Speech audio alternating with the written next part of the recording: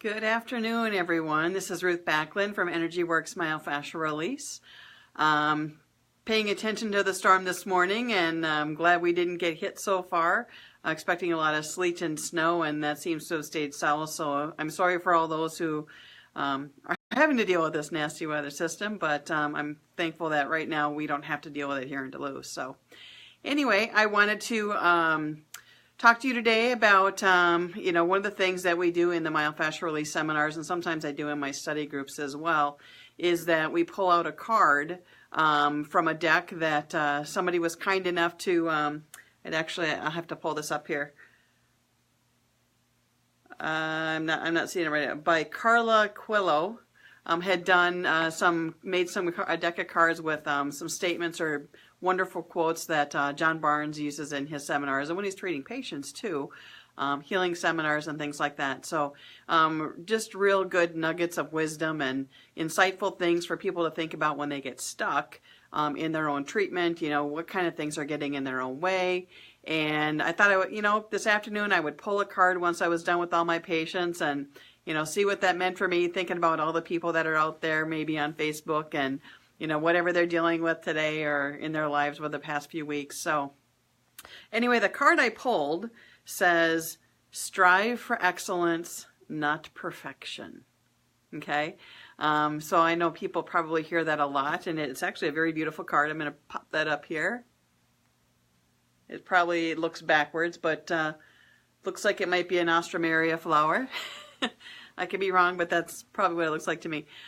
So strive for excellence, not perfection. So what does that mean? Okay, that's going to mean something different to everybody. So what I'm going to encourage you to do is I want you to sit with those words for a little bit and think about what does it mean for you? What emotions does it bring up for you when you think about striving for excellence rather than perfection?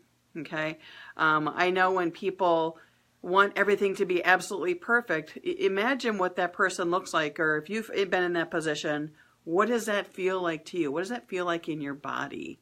Are you getting all worked up? Is your heart rate going, faster than it needs to? Are you racing around, pacing around? Are you completely frazzled? That typically is what happens. And we don't have to be perfect. Nobody's perfect. We're all different, and we all have different layers of success in whatever we choose to do. So strive for excellence, not perfection.